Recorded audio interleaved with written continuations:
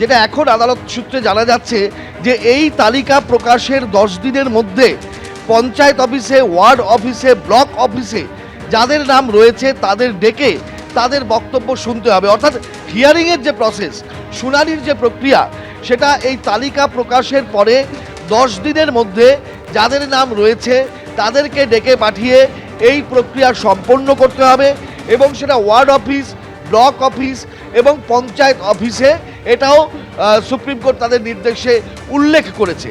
অর্থাৎ তালিকা প্রকাশ করো, তার 10 দিনের মধ্যে যাদের নাম আছে তাদের ward office, panchayat office, block office, অর্থাৎ তার মানে সুপ্রিম কোর্ট বলতে চাই যে খুব দূরে নয়, কাছাকাছি যে সরকারি অফিসগুলো রয়েছে সেই অফিসে ডেকে পাঠিয়ে শুনানির প্রক্রিয়াটাও এর মধ্যেই কিন্তু কমপ্লিট করতে হবে। এবং আরও একটা যেটা সুপ্রিম কোর্ট বলছে, এর সঙ্গে সঙ্গেই যে রাজ্য পুলিশকেও নির্দেশ দেওয়া হয়েছে, রাজ্যের ডিজিকে নিশ্চিত করতে হবে যাতে কোথাও যেন আইন শৃঙ্খলার অবনতি না হয়, গণ্ডগোল তৈরি না হয়। এসআইআর প্রক্রিয়া হচ্ছে, তার মাঝে যেন এমন কিছু না হয় যাতে এই প্রক্রিয়া ব্যাহত হয়। এইটাও কিন্তু দেখতে হবে রাজ্যের ডিজিকে, অর্থাৎ পুলিশের যিনি একেবারে সর্বোচ্চ কর্তা, তাকে দেখতে হবে। এবং এর পাশাপাশি যেটা কমিশনকে নির্দেশ দেওয়া হয়েছে যে এই তালিকা প্রকাশটা করতে হবে এমনভাবে যাতে কারোর কোনো সন্দেহ বা সংশয় না থাকে। অর্থাৎ জনমানসে যে আগ্রহ রয়েছে, দাবি রয়েছে, সেইটা নিরসন করে আজকে সর্বোচ্চ আদালত জাতীয় নির্বাচন কমিশনকে একদিকে তালিকা প্রকাশ করতে বলল, তার 10 দিনের মধ্যে তালিকায় নাম থাকা ব্যক্তিদের ডেকে পাঠিয়ে শুনানি করতে বলল, রাজ্যকে বলল যে তারাও যেন আইন শৃঙ্খলা পরিস্থিতির দিকে নজর রাখে, মসৃণভাবে এসআইআর প্রক্রিয়া চলতে পারে সেটাকে নিশ্চিত করে। একেবারে রাজস্বী, ধন্যবাদ।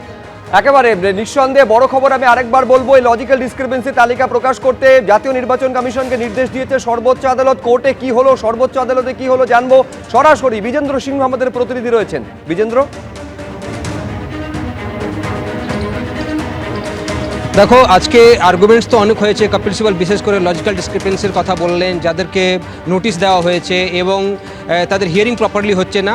বক্তব্যগুলো ছিল ইলেকশন কমিশনে যেখানে যুক্তি দিয়েছে কি এরমও তাদের কাছে কেস এসেছে যেখানে 234 জন একই ফ্যামিলির সঙ্গে লিঙ্ক রয়েছেন, একই ব্যক্তিকে তাদের লিঙ্ক করিয়েছেন, এরম কেস রয়েছে।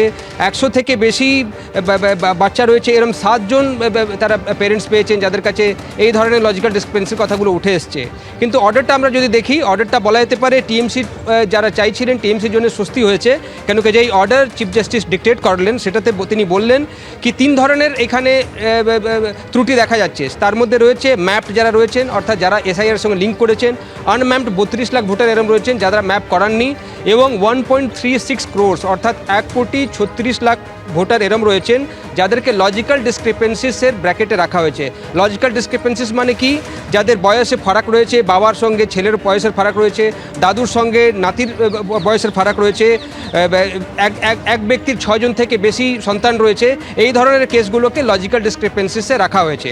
আজকে এই বক্তব্যগুলো শোনার পর সুপ্রিম কোর্ট যে নির্দেশ দিয়েছে, যেটা টিএমসি তরফ থেকে দাবিও করা হয়েছিল কি এই লজিক্যাল ডিসক্রিপেন্সির লিস্ট প্রকাশ করা হোক এবং প্রত্যেকটা পঞ্চায়েত অফিসে এবং বিডিও অফিসে সেটা ঝোলানো হোক, সেখানে কাদের কাদের নাম লজিক্যাল ডিসক্রিপেন্সিসে রাখা হয়েছে, এবং সেই তালিকা যাদের যখন প্রকাশ করা হবে তাদেরকে যেন শুনানির জন্য সুযোগ দেওয়া হোক, কী কী ডকুমেন্ট তাদেরকে নিয়ে আসতে হবে সেটা বলা হোক। সুপ্রিম কোর্ট যেটা আজকে অর্ডার দিয়েছে সেটাতে তারা বলেছেন কি এই লজিক্যাল ডিসক্রিপেন্সিসের লিস্ট যেটা রয়েছে সেটা ইলেকশন কমিশন প্রকাশ করবে এবং সেটা পাবলিশ করা হবে বিডিও অফিসে, ব্লক অফিসে অর্থাৎ পঞ্চায়েত অফিসে, সেসব ঝোলানো হবে, ওয়ার্ড অফিসগুলোতে ঝোলানো হবে, শহরি এলাকাগুলোতে। এবং যেদিন প্রকাশ করবে ইলেকশন কমিশন এই তালিকা লজিক্যাল ডিসক্রিপেন্সির যে নামগুলো রয়েছে তাদেরকে প্রকাশ যেদিন করা হবে তালিকা, সেখান থেকে 10 দিন আরও সময় দেওয়া হবে। তারা হিয়ারিংয়ের জন্য তাদেরকে ডাকা হবে, হিয়ারিংয়ের মধ্যে তারা যে ডকুমেন্টগুলো নিয়ে আসবেন সেই সময় তাদেরকে ভেরিফাই করবে ইলেকশন কমিশন, বুথ লেভেলে, ওয়ার্ড লেভেলে এবং বিডিও লেভেলে রয়েছে এবং পঞ্চায়েত অফিসে রয়েছে। তার সঙ্গে সঙ্গে আরও একটা স্বস্তি রয়েছে, যেটা বিএলএদেরকে অ্যালাউ করা হচ্ছিল না, টিএমসি আবেদন রেখেছিল, কেন কি অনেক ব্যক্তি তারা বুঝতে পারছেন না কী কী ডকুমেন্ট দিতে হবে।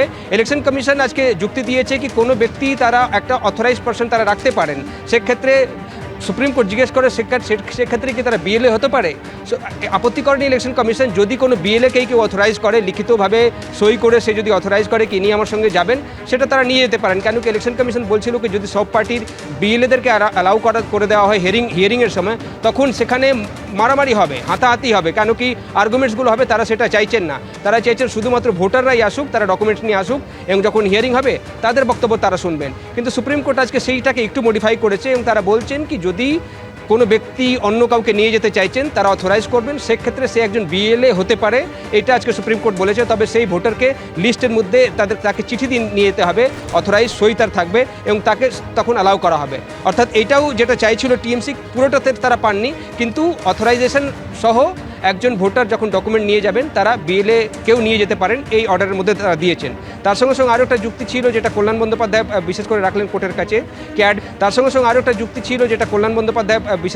কোর্টের কাছে, কি অ্যাডমিট কার্ডকে অ্যাকসেপ্ট করা হচ্ছে না। পশ্চিমবঙ্গে ক্লাস 10-12-এর অ্যাডমিট কার্ডগুলো যেটা থাকে সেখানে ডেট অফ বার্থ রয়েছে, সেটা ইলেকশন কমিশন অ্যাকসেপ্ট করছে না। যখন তারা ডেট অফ বার্থ হিসাবে সেটাকে দিচ্ছেন,